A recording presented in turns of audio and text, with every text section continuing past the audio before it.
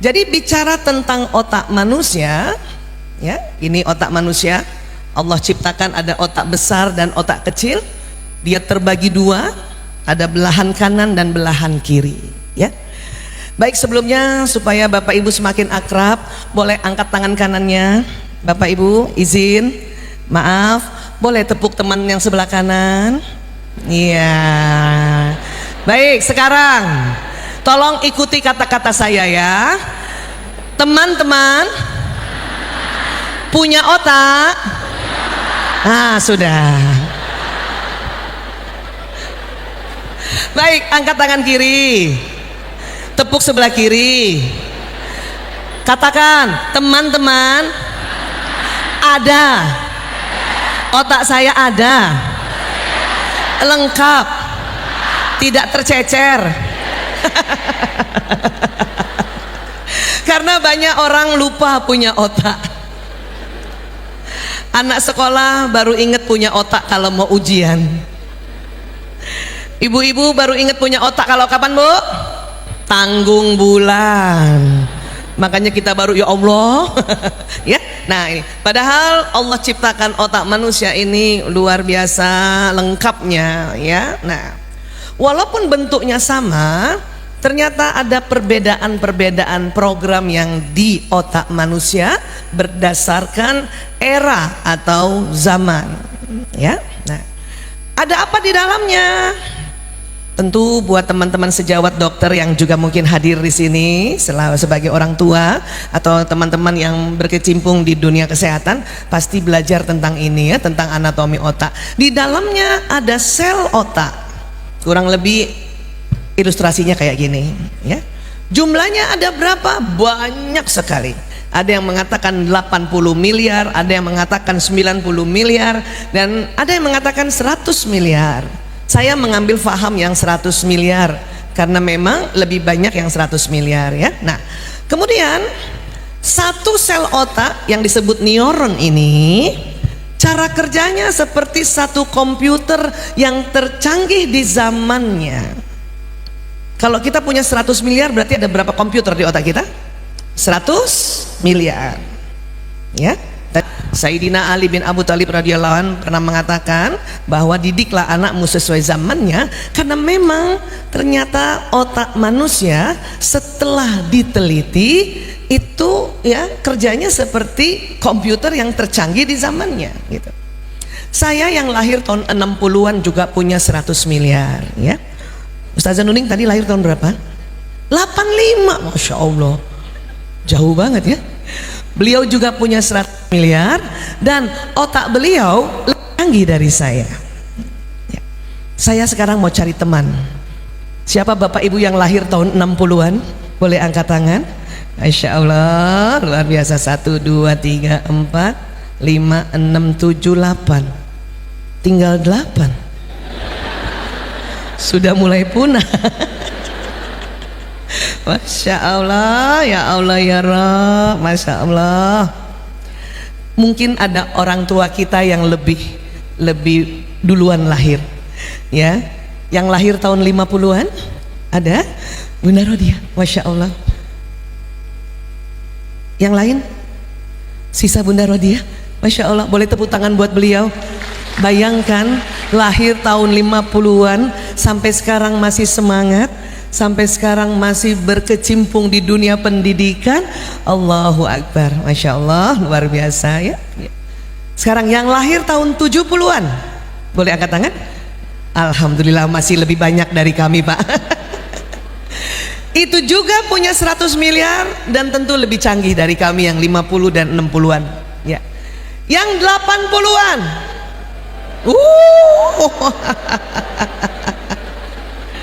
ini lebih canggih dari kami. 80-an, mantap. Dan memang yang tahun 80-an lahir inilah yang sedang banyak-banyaknya masalah sekarang ya. Makanya sering datang ke seminar. Ya Allah. Yang lahir 90-an. Wow, Masya Allah, Gen Z ini sudah jadi orang tua. Gen Z ini ya. Iya, mereka juga lebih canggih dari tahun sebelumnya. Allahu Akbar. Yang lahir 2000 dan sudah ada di sini. Oh ada, Masya Allah. Itu jauh lebih canggih lagi. Alhamdulillah. Dan tentunya anak-anak kita otaknya lebih canggih lagi. Kenapa disebut canggih? Karena ditemukan otak semakin ya baru eranya, semakin besar muatan kapasitas data-datanya. Itu yang disebut canggih ya. Kami yang lahir 50, 60, 70 memang belum canggih, tapi otak kami tangguh, tetap nggak mau kalah. Makanya saking tangguhnya sel neuron kami, teknologi yang tercipta dari pola pikir ya, otak-otak yang lahir 50, 60, 70 itu teknologinya ya canggih, tangguh. Kalau yang sekarang yang canggih, yang dulu tuh tangguh. Makanya saking tangguhnya dulu televisi kalau rusak dipukul jadi betul.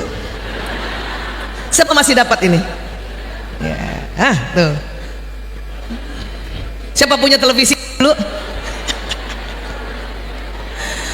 Dulu ada acara Dunia Dalam Berita, tahu? Masih ingat, Pak? Salah satu pembawa beritanya ya Anita Rahman. Waktu itu TV ini goyang. Saya teriak, ibu saya lagi di dapur. Ibu, televisinya goyang. Apa kata ibu saya di dapur? Pukul nak, pukul. Mananya pukul ibu? Atasnya. Jadi atasnya dipukul. Pak. Jadi betul. Suatu ketika dipukul atas, yang tadinya goyang besar, ini agak pelan. Ibu, masih goyang. Ibu saya apa bilang? Pukul lagi nak, pukul. Mananya ibu? Sampingnya. Ya, sampingnya dipukul. Jadi betul. Memang tangguh ya. Iya. Sekarang TV di rumah bisa dipukul.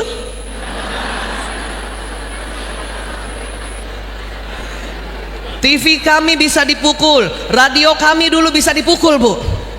Makanya anak-anak era dulu kalau nakal dipukul jadi benar, sesuai otaknya. Sekarang karena neuron ini, jadi neuron memang sama bentuknya, tetapi dia punya cara kerja berbeda. Apalagi Gen Z, Gen Alpha ini sampai tahun ini saja ya, tahun 2025. Mulai tahun depan 2026 sampai 25 tahun berikutnya itu disepakati diberikan nama setelah Alpha, Beta. Ya. Sel otak yang Allah ciptakan itu memang cara kerjanya digital, ya, dengan ciri khas menampung data yang banyak, mengakses cepat, ya, dan bisa ya membuat kesimpulan cepat. Itu cara kerja otak ya. Nah itu tadi Ustazah Nuning juga bilang bahwa dulu kami yang lahir 50, 60, 70, 80 itu transisi ya, dikasih kode saja dengan mata atau tangan sudah tahu. Kami lari langsung ibu udah tahu, langsung kami diam. Sekarang anak datang terus apa dia bilang? Kenapa bunda? Kan gitu. Karena otak mereka perlu informasi, perlu penjelasan. Sini nak, duduk sini nak. Kalau kamu lari-lari nanti ada kabel di sana, kamu tersandung, kamu jatuh, orang di sekeliling nanti kaget, terus kamu pas jatuh sakit, nangis, di sekeliling orang nanti juga marah. Bayangkan berapa menit itu penjelasannya ya, karena otak mereka senang dengan penjelasan. Yang jadi konflik sekarang, orang tua ya tidak punya waktu untuk memberi penjelasan. Karena kita menganggap saya dulu nggak dijelaskan udah ngerti. Itu karena beda otaknya ya. Nah ini cara kerja otak. Saya mohon izin karena kita sedang berada di ya pendidikan atau kita ya hari ini seminarnya pendidikan, saya ingin juga menjelaskan otak lebih sedikit detail, karena otak inilah yang nanti orang tua, ayah bunda, bapak ibu, abi umi dibantu oleh bapak ibu guru untuk memasukkan data di dalam otak ini, ya. Jadi saya mau sedikit beritahu, ya. Nah, untuk menjadi orang tua yang bijaksana di zaman sekarang ataupun sebelumnya, harusnya bahkan the nextnya, satu ya, pertama adalah stop untuk menjudge mereka atau melabel mereka dengan label negatif. Kita melabel anak-anak dengan kalimat-kalimat, generasi mecin. Bu, yang generasi mecin tuh kami yang lahir 60-70. Anak sekarang bukan mecin, generasi kaldu jamur. Mecin tuh saya, Pak Fahmi juga mecin. Ya kan? Ya nggak sih Bu? Iya. Stop bilang mereka generasi rebahan. Stop bilang mereka generasi galowers. Stop. Karena otak ini, apa yang di label itu yang akan terjadi, ya. Karena masing-masing orang memang ada zamannya. Kalau kita bilang sama anak kita dan memberi label negatif pada mereka, mereka juga akan protes.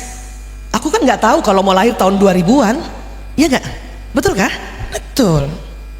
Mari sama-sama label mereka dengan sebuah label positif, ya. Kita bisa bilang mereka adalah generasi Robbani, generasi Qur'ani, agar memang itu yang terjadi. Dan pada realitanya, saya sendiri mengakui anak kita sekarang lebih Qur'ani. Mereka dengan usia dini sudah bisa hafal Quran, iya nggak Bu? Iya. Saya dulu sekolah Islam, masuknya di Al-Azhar, baru satu Al-Azhar saat itu. Target lulus SMA-nya saja cuman juz 30. Sekarang 30 juz. Jadi otak mereka memang generasi Qur'ani, Masya Allah. Jadi ini yang harus sama-sama kita sepakati dulu. Stop untuk melabel mereka dengan label apa? Negatif. Mari label mereka dengan label yang positif. Dan stop juga membanding-bandingkan zaman. Anak-anak itu kesal kalau kita membanding-bandingkan. Bunda dulu, Abi dulu, itu langsung kesel mereka, ya. Tapi mereka senang dengar cerita kita, pengalaman kita, senang kok. Yang penting sampai cerita saja, ya. Dan kalau mereka tanya, ibu-ibu dulu ibu gimana waktu SMA, cerita. Dan tidak usah ada tambahan kalimat, ibu dulu Susana ke sekolah, ya, naik bus. Terus yang ini yang dia nggak suka, itu dia suka, masih suka. Yang nggak disuka apa? Kamu sekarang sudah naik mobil diantar jemput, masih aja terlambat. Itu yang mereka nggak suka. Karena manusia tidak suka dibanding-bandingkan, ya. Kalau kita mau cerita, cerita saja, nggak usah tapi kamu, stop tuh. Ya, boleh sepakat dulu itu. Karena parenting itu harus yang simple-simple diingat. Karena kalau terlalu banyak ilmunya malah nggak dipraktekkan. Ya, setuju ya? Oke, baik. Kembali. Jadi kerja otak ini bagaimana sih sebetulnya? Ya, kerja otak ini, kabel-kabel ini nanti akan terjadi koneksi, sambungan. Ya, nah, tapi sambungannya dia tidak bertemu secara fisik. Boleh angkat tangan-tangan gini, jari-jarinya gitu. Boleh dekati bahu teman yang sebelah kanan, dekat tapi tidak menyentuh, dekat tapi tidak menyentuh. Nah itu, seperti itu sambungan otak, ya. Nanti dari ujung-ujung kabel ini keluarlah zat kimia yang namanya neurotransmitter. ya, bentuknya cairan, zat kimia, tapi kita bisa analogikan dengan alat perekat atau lem. Di Purwokerto lem paling kuat lem apa? Apa Bu? Lem kaleng, ya. Lem tikus. Di Jakarta katanya lem paling kuat lem Korea. Korea lagi. Nah, zat kimia ini, neurotransmitter ini jenisnya banyak, lebih dari 100 jenis, ya. Namun tadi kembali bahwa sesungguhnya awalnya otak manusia itu memang belum tersambung, nanti kita yang sambungkan. Jadi kalau ada orang bilang dasar otaknya nggak nyambung, itu betul.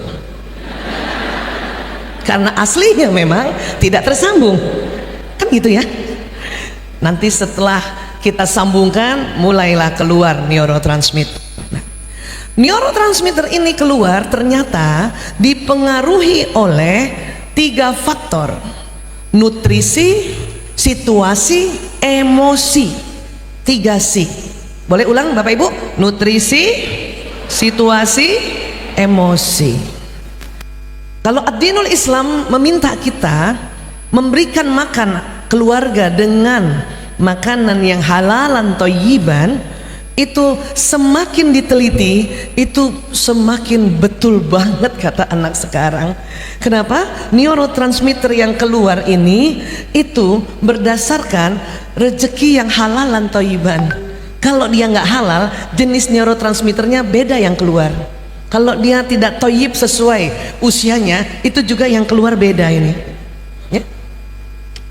Halal dari komposisi atau dari bahan, bahkan dari pendapatannya, atau kita mendapat rezekinya dari mana. Saya terkagumnya adalah, ya Allahu Akbar, kok otak ngerti kalau makanan ini didapati dari rezeki yang tidak halal. Dengan apa? Mengeluarkan neurotransmitter yang berbeda, yang nuansanya negatif. Kayak gitu ya, bisa ya, Allahu Akbar.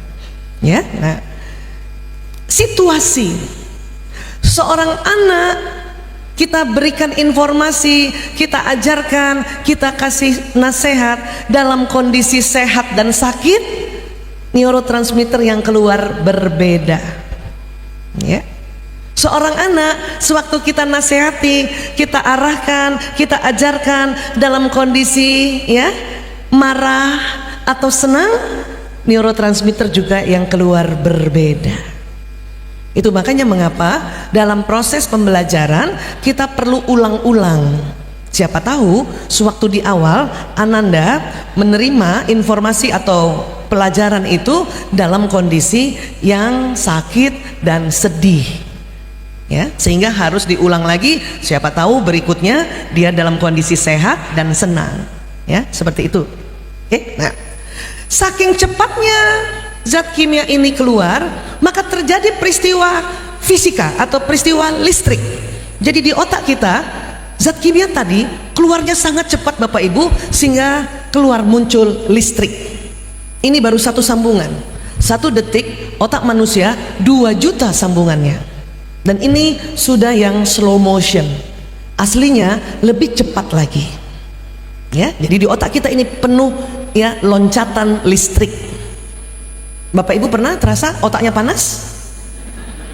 Pernah juga merasa kadang-kadang agak koslet? Nah itu karena listrik ini ya dia terus keluar. Nah, dengan sambungan inilah maka informasi akan masuk ke dalam sel otak, dan informasi itu akan tersimpan di sel otak, ya. Namun kerja otak ini kalau baru 1 kali disampaikan tentang sebuah informasi, dia baru masuk datanya 1 kali. Terkadang ya ini memorinya belum lagi kuat untuk mengingat. Untuk itu harus disampaikan berulang-ulang. Itulah pembelajaran harus disampaikan berulang-ulang agar apa? Agar sambungan di otak terjadi pengulangan, sehingga apa? Data yang masuk lebih tebal, sambungan yang masuk juga lebih tebal, ya, dan lebih ingat. Termasuk baca Quran, makanya kenapa ada ya namanya murojaah, supaya apa? Supaya tali sambungan ini semakin kuat, akhirnya kita semakin ingat. Buat kita orang tua, apakah ayah bunda, apakah bapak ibu guru, ya, tolong pada saat menyampaikan sesuatu, ya, sadarilah memang perlu berulang-ulang. Tidak usah merasa ya putus asa. Ya Allah nak, sudah berapa kali bunda kasih tahu kamu nggak ngerti-ngerti aja. Mau berapa kali lagi? Oh Allah. Bu, seandainya anak-anak belum mahir mengerti apa yang ayah bunda maksudkan, ulang saja lagi, tidak mengapa, ya. Rasulullah SAW aja selalu mengulang-ulang, ya, ayat Quran yang turun disampaikan pada sahabat, diulang. Ada sahabat 3 kali diulang langsung mengerti, ada yang 9 kali, ada yang 10 kali. Gak apa-apa, karena setiap orang, ya, cara kerjanya memang sama seperti ini. Tapi ingat, tadi neurotransmitter yang keluar tergantung apa? 3C. Lagi ulang, nutrisi, situasi, emosi. Alhamdulillah. Sekarang saya minta jawab cepat. 2 tambah 2 berapa? Nah, itu di otak bapak ibu kabelnya sudah tebal karena diulang berkali-kali, bertahun-tahun. Nah, konsep otak yang kabel di tebal ini karena pengulangan, inilah yang disebut pintar. Pintar itu proses pengulangan. Anak saya Ragil pernah begini, ibu, aku nggak pintar matematika. Terus saya bilang, ulang saja nak, baca ulang rumus-rumus matematika minimal 3 kali. Bagus lagi lebih dari itu. Nanti otakmu tersambung berulang-ulang, kamu jadi pintar. Oh gitu bu? Iya. Ya. Tapi pintar saja belum cukup di otak ini. Harus ada sambungan tambahan yang memberi makna, ya, lebih lebar lagi. Maka suatu ketika kita belajar 2 tambah 2 sama dengan 5 kurang 1, maka nanti akan ada tambahan, ya, sambungan koneksi neuron di tempat 2 tambah 2 itu. Atau kita belajar lagi 2 tambah 2 sama dengan 4 kali 1. Ini yang disebut cerdas, ya. Kita menambahkan sambungan koneksi neuron di otak, ya, yang tentu bisa saja hasilnya sama tetapi cara jalannya yang berbeda-beda. Ini bisa dikategorikan di dalam ilmu neuroscience cerdas, ya. Bapak ibu ayah bunda, anaknya mau pintar apa cerdas? Dua-duanya, pintar dan cerdas. Karena kalau kita cerdas saja tidak pintar, maka nanti Ananda tidak punya spesifikasi atau spesialisasi terhadap kemahirannya. Sampai sini bisa manfaat, bisa paham ya bu ya? Ya. Saya sejak 98 dokter yang menangani masalah, ya, penyimpangan, terutama narkoba. 98. Insya Allah di otak saya masalah penanggulangan narkoba sudah pintar. Makanya kalau saya duduk di tempat praktek, ada pasien narkoba datang, baru di pintu saja saya lihat gayanya, saya sudah bisa mendiagnosis pakai ganja, udah tahu, pakai sabu, ya, pakai jamur, begitu pak. Saking ini 27 tahun otak saya tersambung tebal tentang ciri-ciri orang pakai narkoba. Apalagi kalau masih pakai. Kalau sudah lama tidak pakai, itu yang nanti berbeda, ya. Dulu juga waktu di puskesmas, saya 3 tahun PTT, setiap hari minimal 200 pasien, saya juga sudah pintar bu. Ada ibu-ibu bawa anaknya, dari jauh saya sudah tahu, oh pilek. baru duduk sudah saya kasih resep. Ibu, anaknya pilek. Hah, Bu dokter, belum diperiksa? Sudah pintar. Tapi saya tidak mau hanya jadi dokter yang pintar saja, saya mau cerdas. Makanya harus belajar hal yang lain di luar kenarkobaan, ya. Kemudian saya tidak mau di situ saja tempat saya praktek.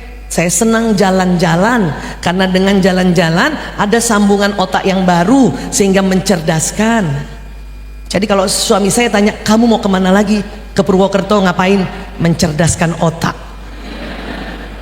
Dengan kita ke tempat baru maka tersambung.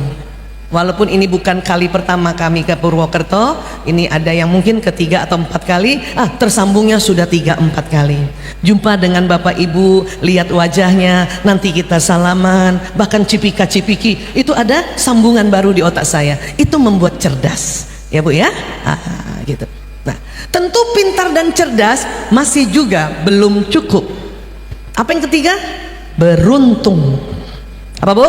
Beruntung. Makanya Bapak Ibu ya, target anak-anak itu pintar, cerdas, beruntung. Banyak orang pintar nggak beruntung. Ibu pernah lihat orang pintar nggak beruntung? Banyak. Nah, beruntung itu adalah peran doa. Ya. Jadi nanti kita akan juga lihat lagi kenapa harus kita doakan anak-anak. Bukan hanya Bapak Ibu yang mendoakan, juga Bapak Ibu guru mendoakan murid-muridnya. Masya Allah, mereka jadi anak yang beruntung. Ya, nah sekarang ada yang sedang hamil, hamil. Ada berapa orang? 1, 2. Di atas nggak ada yang hamil? 1.500. Separohnya ibu-ibu, hanya 2 yang hamil. Mana coba lagi yang hamil mana Bu? Coba, ya 1, 2, masya Allah. 2 aja ya? Iya. 3, alhamdulillah. Iya. Ibu yang hamil saya mau kasih hadiah, boleh? Bu Isa mau kasih buku supaya hadiah untuk ibu hamil. Jumpai saya punya tim ya, Mbak Nining namanya, ada di belakang, dia pakai jaket ada tulisannya DAST, DAS ya. Ya, baik. Kenapa saya tanya siapa yang hamil? Karena mendidik anak itu dimulai sejak dalam rahim. Bahkan secara filosofi sewaktu ya mencari calon istri itu sudah mulai untuk ya persiapan mendidik anak. Kenapa begitu? Karena begini, apa yang dilihat, apa yang didengar, apa yang dihidu, apa yang dikecap, apa yang diucapkan, dan apa yang dirasa menurut tubuh, ini akan masuk ke dalam otak dan terjadi sambungan-sambungan otak dan masuk data-datanya ya. Dari otak ke badan ada namanya nervous system, sistem saraf. Sistem saraf ini kerjanya kayak kabel listrik. Apa yang kita lihat jalan di kabel listrik, dia masuk ke otak, terekam, kemudian otak memerintahkan ke badan. Nah gitu. Apa yang diucapkan juga, apa yang didengar juga ya. Nah, untuk itu pada saat seorang bunda hamil, selama ini yang kita tahu adalah apa yang dimakan dan diminum oleh seorang ibu akan masuk ke dalam janin lewat tali pusar atau plasenta yang ini. Jadi bukan di mulut ya, makanan masuk di sini. Tapi ternyata apa yang dilihat, diucapkan, didengar, bahkan dilakukan ibu, pesannya masuk ke otak janin. Usia 2 pekan otak dalam janin ini, janin di dalam pekan ini, 2 pekan di perut ibu, itu otaknya sudah bisa terjadi koneksi, sudah bisa merekam apa yang dilakukan ibu ya. Ini makanya banyak ibu-ibu, ingat gak Bu, kita kalau lagi hamil dilarang ngomong jelek-jelek, betul? Dilarang melakukan hal yang buruk-buruk, betul Bu? Karena bisa terekam oleh janin. Sama nggak di Purwokerto? Kalau di Jakarta ibu hamil terus salah ngomong, dia ngomongnya gini, ih amit-amit cabang bayi, terus diketok-ketok otaknya. Sebetulnya kalau kita keluarga muslim, ibu hamil salah ngomong ya, itu lebih tepat kalimatnya adalah na'udzubillahi min zalika itu. ya. Supaya apa? Supaya pada saat kita bicara, omongan kita yang lewat sistem saraf ini sebelum terekam di otak janin, karena kita istighfar dan na'udzubillah min zalik, ya, kalimat itu di-delete, dihapus. Akhirnya tidak terekam di otak janin, ya. Nah, ibu-ibu diharapkan, ibu hamil, makanya insya Allah ibu hamil yang hari ini hadir, baca Quran tiap hari, baca Quran, karena pada saat bundanya baca Quran atau dengarkan Quran itu, ya, dengarkan murotal, maka otak di janin tersambung-sambung tentang ayat-ayat Quran itu, gitu. Kalau ada bunda merasa, aduh Bu Aisyah saya baru tahu sekarang, waktu saya hamil saya jarang baca Quran, tenang bunda, bunda hamil lagi, sehingga hamil yang berikutnya insya Allah sudah lebih mengerti, ya. Baik, ternyata bukan hanya bunda saja, suara yang ayah juga terekam di otak janin. Walaupun nanti yang dengar bundanya, ayah bicara sama bunda atau ayah sengaja bicara sama janin, memang yang dengar adalah telinga bundanya, tapi ini pun dan terekam di otak janin. Itulah pada saat janin ini keluar, kalau janin keluar namanya bayi, ya, makanya banyak tuh bayi yang sedang menangis keras, tiba-tiba ayahnya datang, diam dia Bu. Kenapa? Karena di otak bayi ini sejak dalam rahim sudah merekam suara ayah, ya, itu bagus banget. Tapi yang cilaka, bayi ini nangis, ayahnya datang tambah nangis dia. Itu cilaka itu Pak. Malah tetangganya datang, bayi ini diam. Maksudnya teman-teman taklim ibunya datang karena waktu hamil ibunya sering taklim, sering dengar suara teman-temannya. Ini terekam juga, ya. Nah, ibu hamil apakah boleh menggunakan gawai atau gadget? Karena sekarang eranya gawai atau gadget. Boleh saja. Tapi yang diharapkan adalah cari konten edukasi dan informasi yang bermanfaat. Kenapa? Karena ini juga terekam. Ibu hamil harus cari tontonan yang banyak tuntunan positifnya. Kalau ibu hamil nonton, ya, sinetron atau drama Korea tentang pertengkaran suami istri, maka di dalam otak janin terekam pertengkaran suami istri itu, ya. Kami di tempat rehabilitasi kami dalam menangani anak-anak bermasalah, salah satu teknik yang kami pakai adalah hipnoterapi, ya, hipnoterapi yang untuk mencari akar masalah. Ada yang akar masalahnya waktu SMA, ada akar masalahnya waktu SMP, ada waktu SD, ada waktu TK, dan ada juga anak-anak menyimpang akar masalahnya sewaktu janin. Kenapa?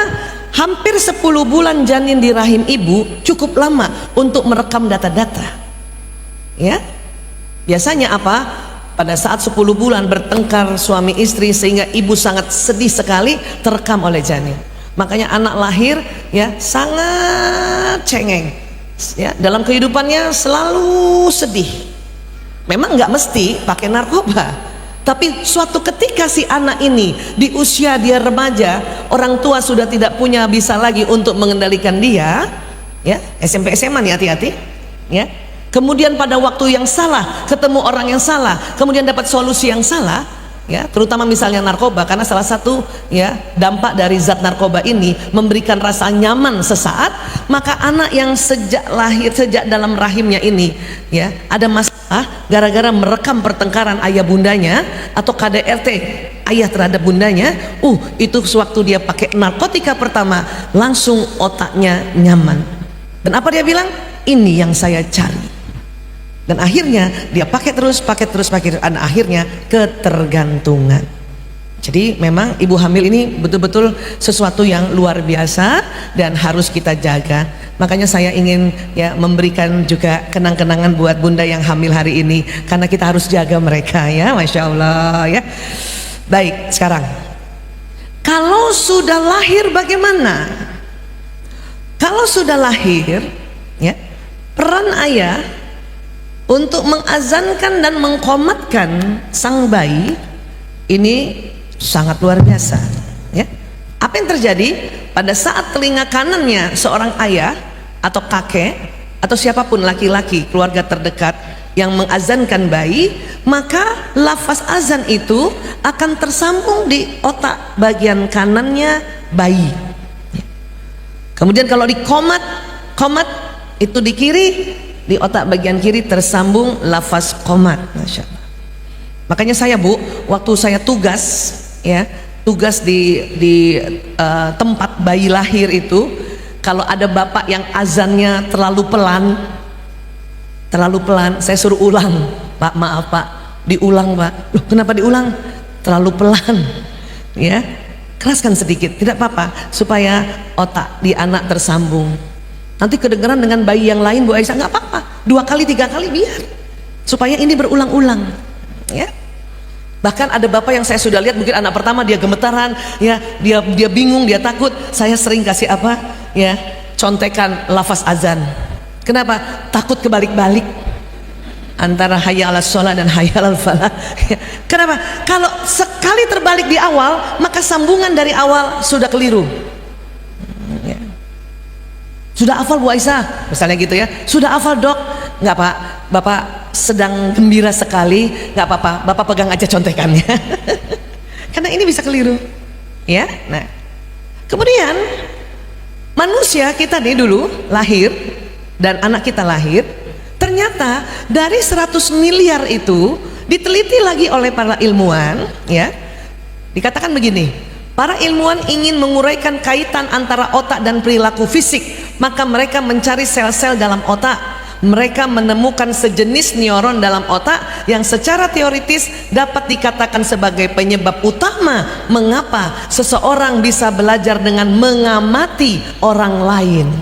Dan sel otak itu disebut mirror neuron atau neuron cermin. Jumlahnya kurang lebih 30% dari 100 miliar itu, ya. Untuk itu memang sekarang era digital, era gawai. Hanya kalau sejak bayi dia melihat orang tuanya seperti ini sangat disayangkan. Dan kalau dari bayi dia sudah lihat ayah bunda seperti ini setiap hari, jangan heran nanti pada saatnya ayah bunda mau mengatur cara menggunakan gawai sulit sekali, karena dari bayi sudah terekam ini. Dan sayang bunda, sayang. Harusnya golden period ini harusnya nih, ya, distimulasi dengan hal-hal yang langsung. Kita bicara sama bayi, langsung ngomong, biar bayi lihat muka ayahnya, muka ibunya, ya. Tangan bayi kita suruh belai wajah, ibu, ya. Nah, ini tersambung ibu. Dan kalau mengajarkan anak bayi, tolong bahasanya yang betul, lafaznya. Adek mau makan, supaya tersambung di sini, adek mau makan. Walaupun dia jawabnya, ya, belum fasih karena belum ada gigi, gusinya belum kuat, lidahnya masih keluh, tapi tetap makan. Hindari mengajarkan dengan apa? Dedek mau emam, mau enum. Karena nanti yang tersambung pertama bukan makan tapi emam, enum. Ibu masuk situ, ya. Nah ini, nah, bahkan Asosiasi Pediatri Internasional mengatakan bayi usia 0 hari sampai 2 tahun jauhkan dari gawai atau gadget.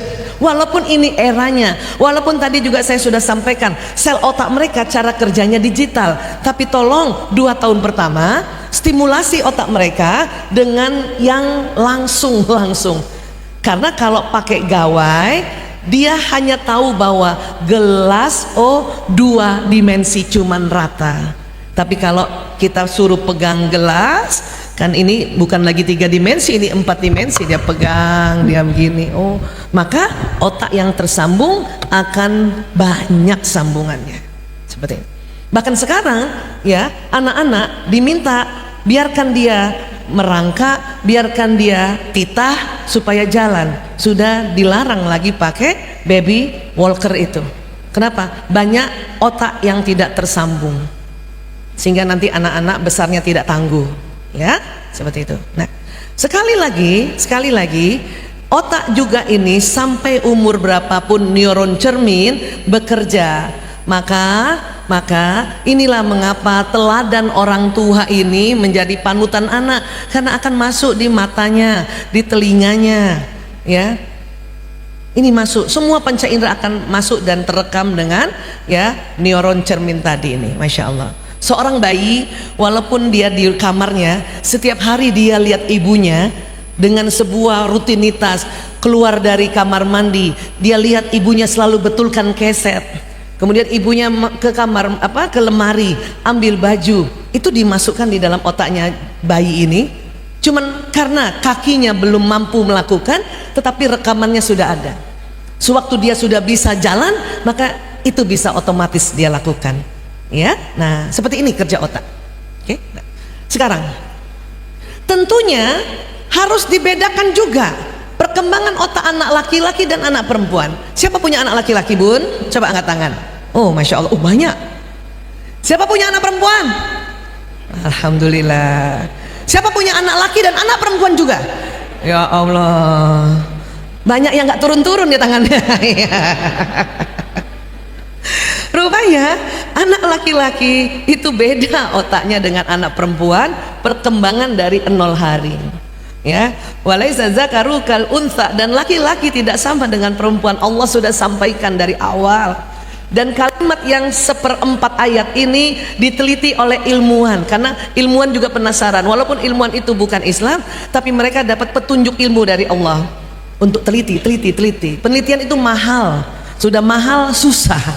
Makanya saya senang ya penelitian tentang sunnatullah tubuh manusia, itu saya suka pelajari dan saya suka bagikan lagi ya. Apa perbedaannya? Sebelumnya kita belajar dulu tentang otak kiri dan otak kanan ya. Walaupun ini ilmunya sudah banyak ya beredar informasinya, tapi kita ulang sedikit ya. Baik, ada seseorang yang namanya Dr. Roger Walcott Sperry. Karena dia ilmuwan, mungkin dia selalu berniat mencari tahu apa bedanya otak kiri dan otak kanan, maka Allah kasih petunjuk ilmu. Bahkan di tahun 81 mendapat hadiah Nobel dengan meneliti kerja otak kanan dan otak kiri. Itu yang kanan, ini yang kiri. Ayah bunda, coba perhatikan otak kiri dan kanan gambarnya ya. Oke. Apa kesannya otak kiri? Apa kesannya otak kiri? Mana yang lebih serius, kiri apa kanan? Mana yang lebih santai, kiri atau kanan? Kanan. Tapi karena kita punya dua-duanya, maka kita bisa serius dan kita bisa santai. Tapi waktu kecil ada perbedaan antara anak laki-laki dan anak perempuan ya. Jadi ya lebih detailnya, lebih tepatnya begini, otak kanan itu memproses imajinasi, ide, intuisi, hayalan, gambar ya, rileks, bermain, bergerak, benda, irama itu di kanan, teknologi di kanan, sintesa ini hikmah itu di kanan. Kiri memproses ya bahasa, angka, hitungan, logika, rasional, detil ya, rapih itu kiri yang kerja. Urutan, fakta, disiplin, syair lagu, syairnya ya, iramanya kanan. Analisa itu kiri. Nah, jadi anak perempuan ternyata otak kiri anak perempuan berkembang lebih cepat dari otak kiri anak laki-laki. Artinya apa? Artinya anak perempuan akan mampu berbicara lebih awal dan lebih baik dibanding anak laki-laki. Anak perempuan juga mampu membaca lebih awal serta belajar bahasa dengan lebih cepat. Ibu tadi mana yang anaknya laki dan perempuan? Terasa begitu Bu? Anak perempuan lebih cepat membaca, lebih mengerti duluan. Kenapa? Karena ini otak sambungan kiri kanannya dari kecil seimbang gini. Laki-laki bagaimana? Laki-laki otak kanannya yang duluan tersambung dibanding otak kirinya.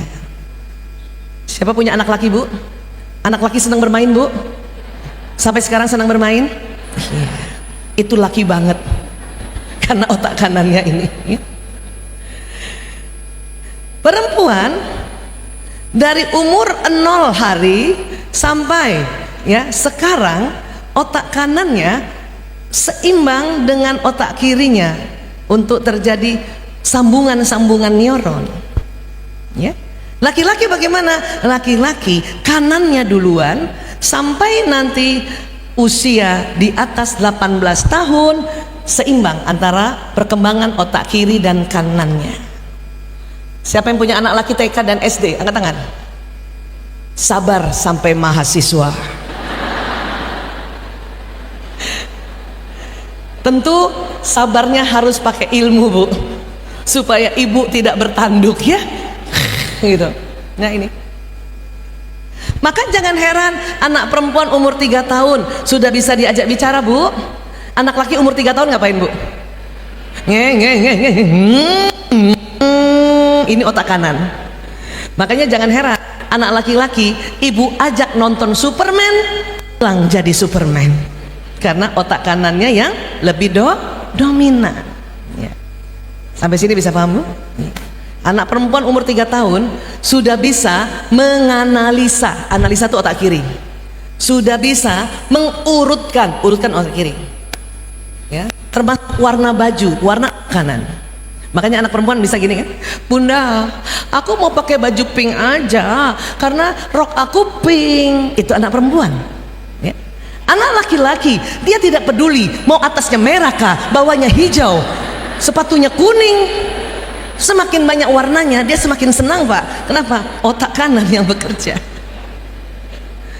Anak laki-laki lebih peduli ya gambar pahlawan di bajunya. Itu yang bolak-balik ibu cuci, pakai. Paham ya? Iya. Ibu ya,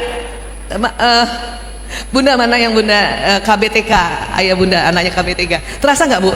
Ya, anak perempuan dan anak laki ya. Ibu, anak perempuan ini buat guru-guru KBTK ya, pasti mengalami setiap hari.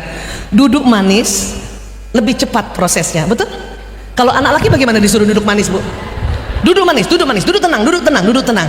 Dia cuman beberapa detik saja. 1, 2, 3, 4, 5. Ya.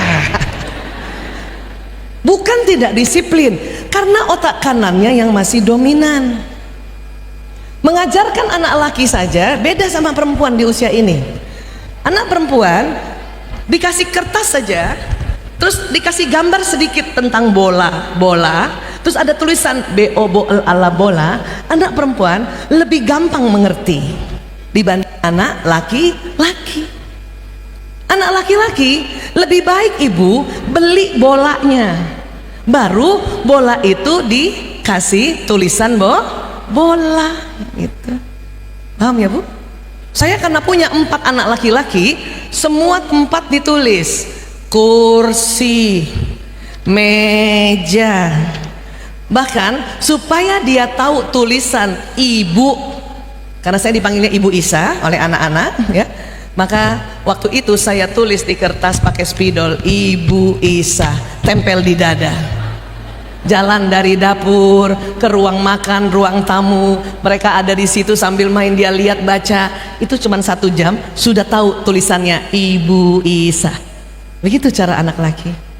Maka PAUD ya, KBTK itu tentu untuk anak laki dan anak perempuan ini yang paling sering kami sarankan adalah banyak permainannya.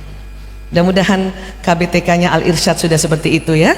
Ya, dan untuk anak laki-laki dia lebih senang banyak belajar di luar kelas atau luar ruangan. Karena memang dia otak kanan, ya. Kapan anak laki-laki mulai otak kirinya mengejar? Nanti ini di SMP dan SMA. Bahkan pada saat mahasiswa, otak kiri dan kanannya laki-laki sudah nyaris seimbang. Makanya sering kita lihat ibu yang punya anak laki, Bu, ya, apa sering dapat ranking 1.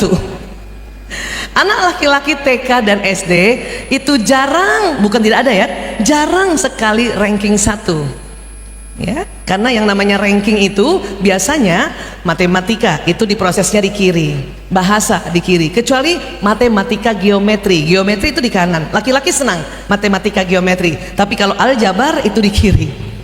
Ya, nah, makanya saya bilang sama anak saya yang laki-laki, nak, ibu sedikitnya belajar tentang otak laki-laki ya nak.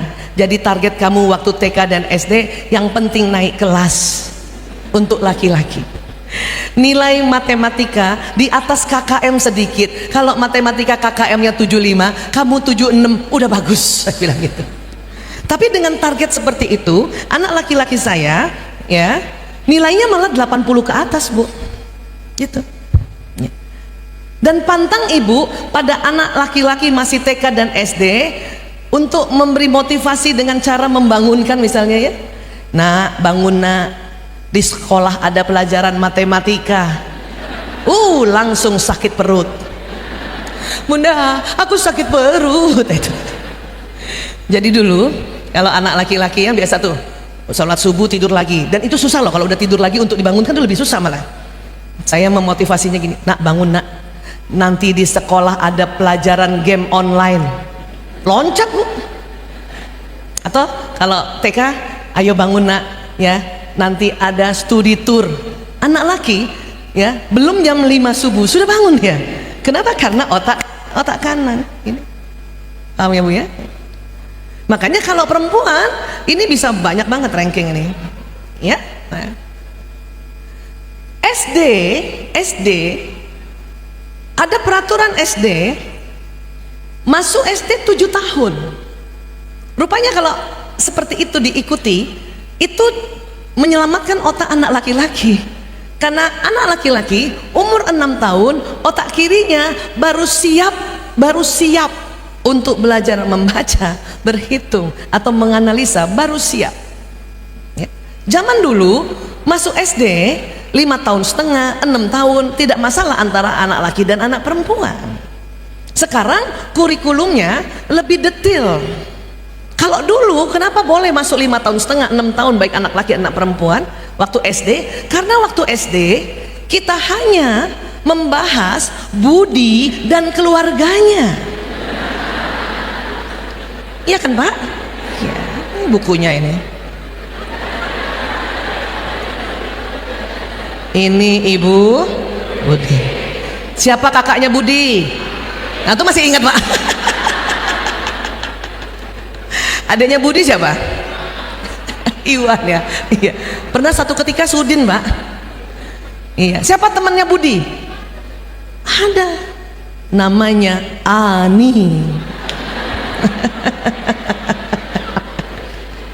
Ya Bu. Ini namanya metode struktur analitik sintetik, Masya Allah ya, luar biasa yang menemukan ini, Allahu Akbar ya. Maka sekarang boleh saja kurikulum kita bikin lebih detil, tetapi tolong fahami juga bahwa anak laki perlu waktu agak panjang sedikit dibanding anak perempuan untuk kita memberikan arahan ya. Dan tolong juga tidak selalu dibandingkan dengan anak perempuan. Ibu tolong, kalau anak kakaknya laki-laki, adiknya perempuan, kadang lebih jago adiknya membaca dan berhitung kan, itu pantang untuk kayak adik kamu tuh, udah bisa baca, udah bisa berhitung, kamu aduh, itu anak laki-laki sering terzolimi oleh ibunya sendiri. Iya, kasihan kan? Iya, makanya anak perempuan ini karena otaknya seimbang, mereka itu jiwa kepemimpinannya udah kelihatan sejak TK, SD ya. SD ketua kelas perempuan banyak kan? SMP ketua OSIS banyak perempuan? SMA ketua OSIS banyak perempuan? Iya. Tapi nanti mahasiswa itu kita akan lihat ketua senat didominasi oleh laki-laki, ketua BEM oleh laki-laki, yang pimpin demo laki-laki. Kami perempuan, kita perempuan sewaktu mahasiswa kembali fitrah, seksi konsumsi, bendahara, administrasi.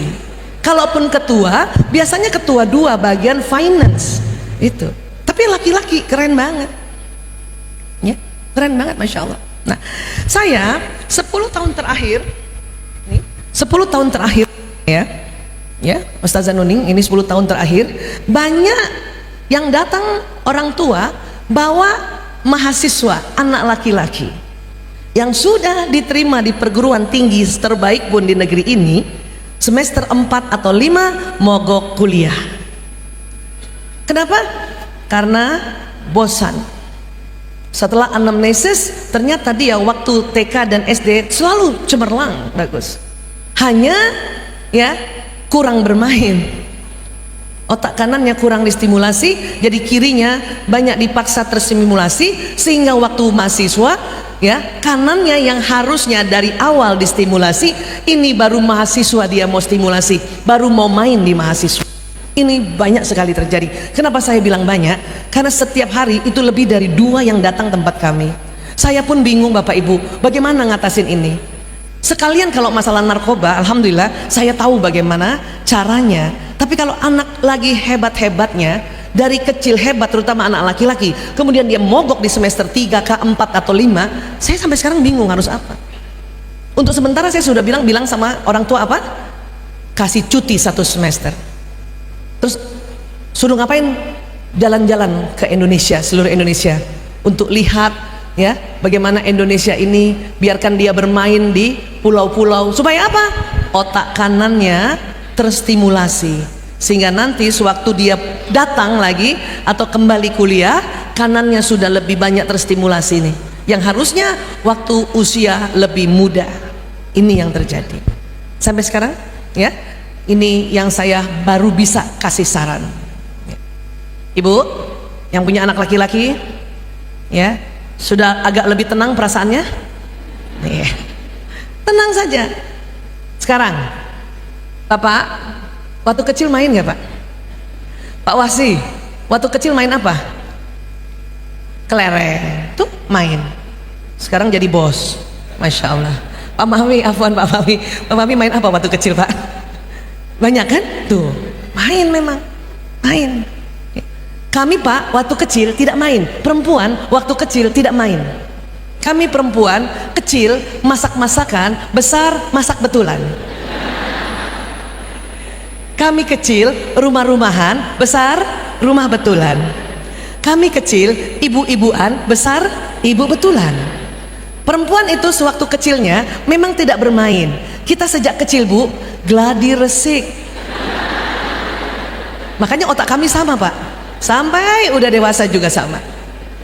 Laki-laki bermain pada saat masih kecil bukan berarti profesinya akan seperti itu ya.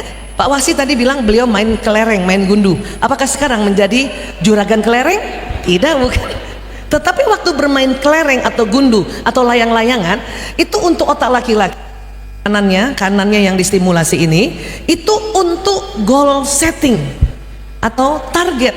Jadi bapak-bapak waktu bermain Anda belajar target, supaya pas besar nanti, pas dewasa nanti ini, antara target ya, antara target dan juga ya, dan kreativitas ini sangat luar biasa ya. Saya ulang lagi. Nah ini Bu, kalau kami perempuan atau kita perempuan Bu, Allah memang ya persiapkan kita untuk menjadi manusia yang seimbang.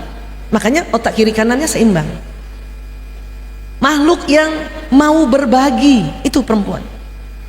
Makanya sewaktu hamil, seorang ibu hamil, makanan yang dimakan itu otomatis berbagi dengan janin Bu, karena otak kita yang seimbang.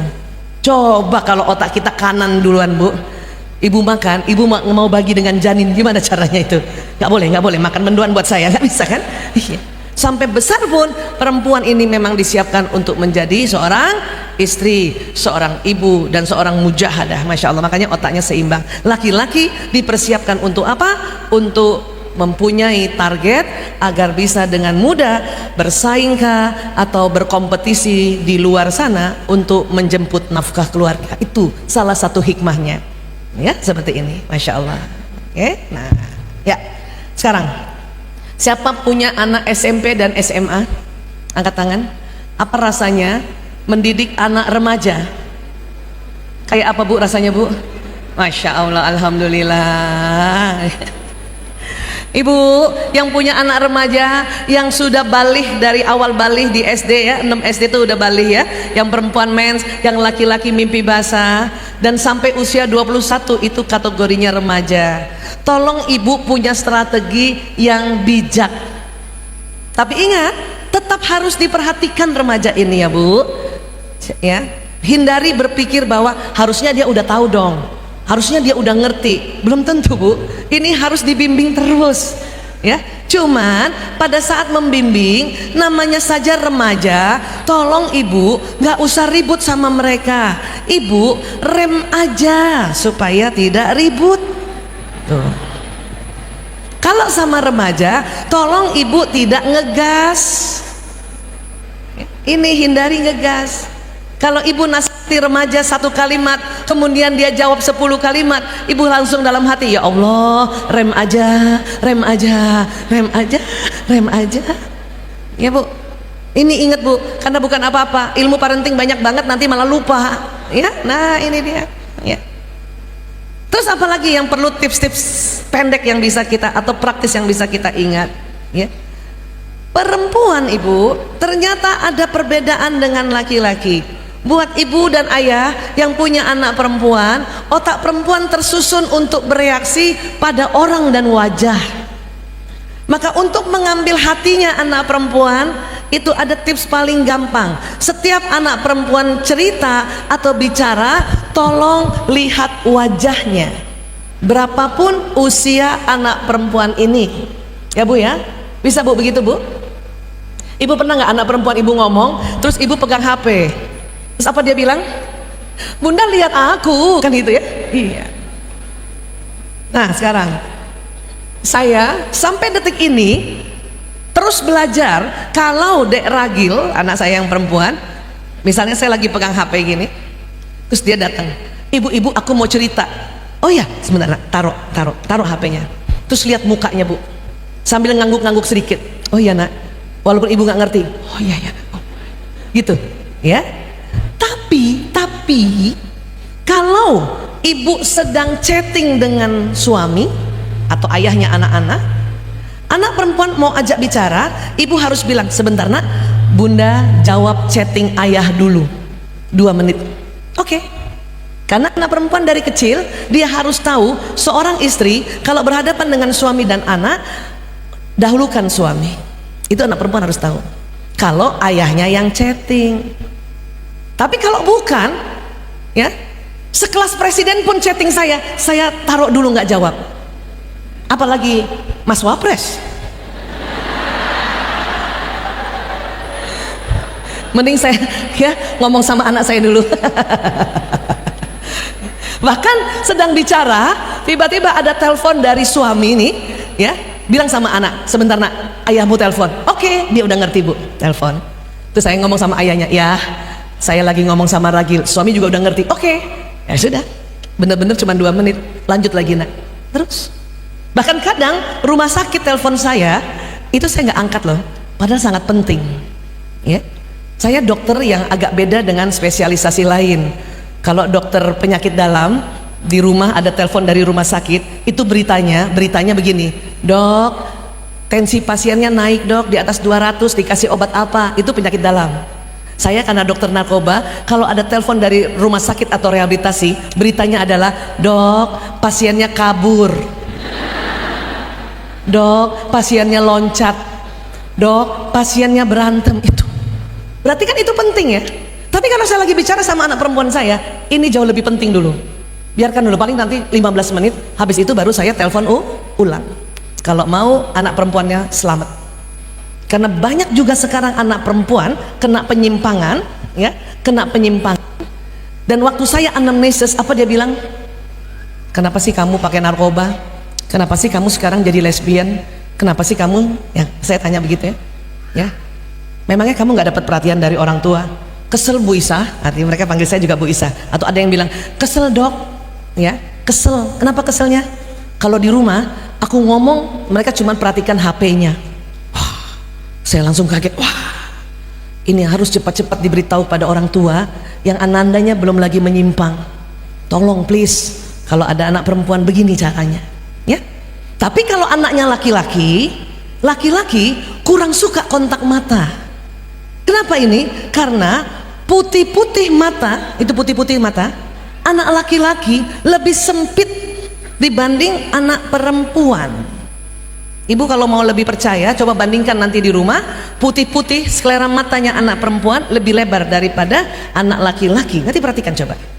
Ini yang membuat anak perempuan senang bicara tatap muka atau tatap kontak mata, laki-laki tidak suka kontak mata terlalu lama. Laki-laki cuman tahan ditatap mata sama bundanya 5 detik saja. Maka bunda yang punya anak laki nggak usah ribut soal mata. Lihat bunda, lihat bunda, lihat bunda, lihat bunda, lihat bunda. Laki-laki cuman kuat 5 detik, Bu. Saya juga dulu salah sebelum tahu ilmu ini. Yang kasihan memang anak pertama itu. Lanang itu berapa kali kena marah sama saya, karena setiap dia datang sini kan, Lanang, ibu mau bicara. Ya Bu.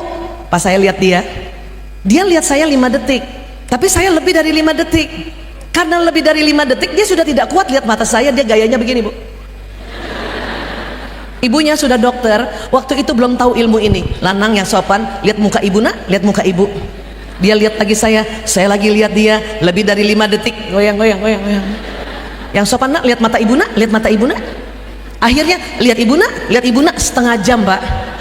Nggak ada isinya. Kalau mau anak laki-laki, ibu bicara dia lihat kita tidak boleh lebih dari 5 detik lihat matanya. Ya, kita seolah-olah, saya biasanya nulis, ya sebentar ya. Saya biasanya nulis, Lanang minggu depan mau kemana? Ke rumah teman Bu, saya tulis. Ke rumah siapa? Dia sebutlah nama temannya, Gibran. Oh Gibran. Itu betul Bu, saya tulis. Ya, hari apa? Kamis Bu, Kamis. Jadi tidak lebih dari 5 detik. Maka anak laki akan lihat muka ibunya. Ya. Bukan hanya anak laki-laki saja, bapaknya juga begitu. Ya nggak Bu? Banyak ibu-ibu marah sama saya atau marah sama suaminya, lapor sama saya, Bu Aisyah, saya jengkel sama ngomong sama suami saya. Kenapa? Baru saya ajak ngomong dia lebih senang lihat HP. Atau saya bicara sama dia lebih senang lihat tembok daripada lihat muka saya. Oh. Saya langsung bilang, Bu, itu karena putih-putih matanya bapak lebih sempit, ibu lebih lebar, maka ibu tahan lebih lama tatap mata. Kalau bapak cuman 5 detik. Sementara ibu-ibu kalau ngomong sama suaminya pasti lebih dari 5 detik dan matanya melotot-melotot. Dan bapak-bapak nggak tahan Bu, apalagi ngomong soal duit. Ayah tahu nggak, apa-apa sekarang mahal ya, sekolah mahal, makanan mahal. Itu bapak cuma lihat ibu 5 detik, abis itu dia lihat lantai Bu. Itu juga yang bikin istri-istri sakit hati Pak, ya nggak Bu? Nah sekarang ibu mau nggak mesra ya? Nih sebelum kita buka tanya jawab, tips terakhir nih saya kasih dulu. Mau ibu mesra dan romantis dengan suami? Mau ya? Coba perhatikan video ini semua ya. Nih lihat, ibu kalau bicara sama suami tidak boleh lebih dari 5 detik menatap matanya. Lihat ini suami istri nih ya. Setelah 5 detik ibu baiknya tunduk Bu, tunduk. Ya Allah,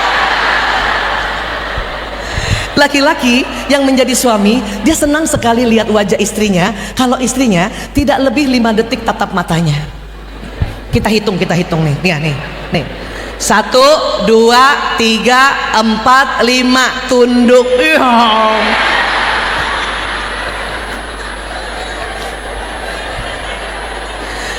Saya Bu, setelah tahu ilmu ini saya mulai ikut-ikutan. Setiap saya bicara sama suami, ayah aku mau bicara, terus dalam hati hitung 1, 2, 3, 4, 5, terus tunduk begini, jadi gini ayah. Atau sambil ambil makan, sambil ambil nasi, ambil ikan, terus saya tahu dia lihat aku. Ya Bu, sekali lagi nih Bu, nih 1, 2, 3, 4, 5 tunduk. Masya Allah. Ibu bisa begini Bu? Ibu ingat, kalau ibu mau pakai cara seperti ini, pastikan ibu dalam kondisi cantik.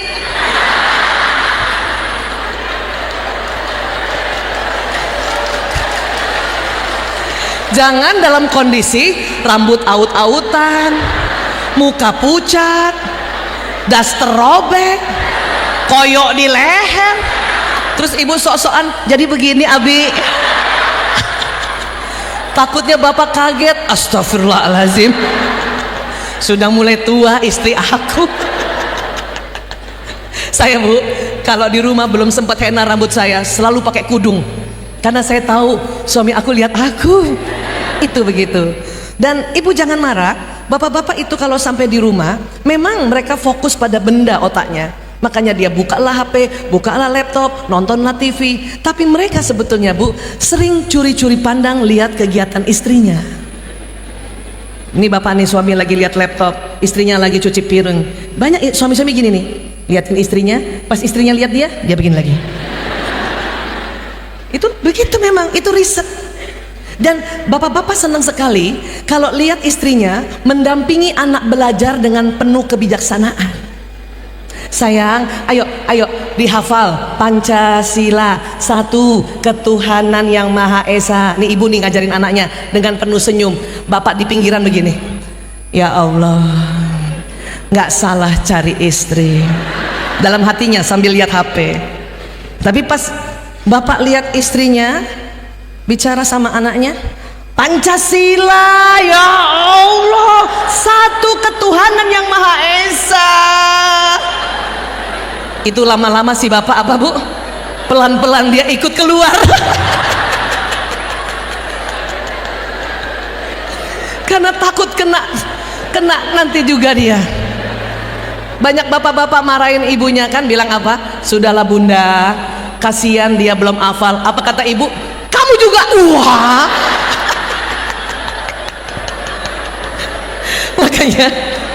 Makanya kita harus cantik di rumah ya bu. Dampingi anak-anak dengan penuh kasih sayang supaya suami itu langsung nggak salah aku pilih istri ya. Boleh tepuk tangan buat kita semuanya. Insya Allah doa bapak ibu sangat diperlukan oleh anak-anak dan sangat dibutuhkan ya. Terima kasih, wabillahi taufiq wal hidayah. Assalamualaikum warahmatullahi wabarakatuh. Waalaikumsalam warahmatullahi wabarakatuh. Terima kasih Bu Bunda Aisyah Dahlan yang sudah luar biasa hari ini.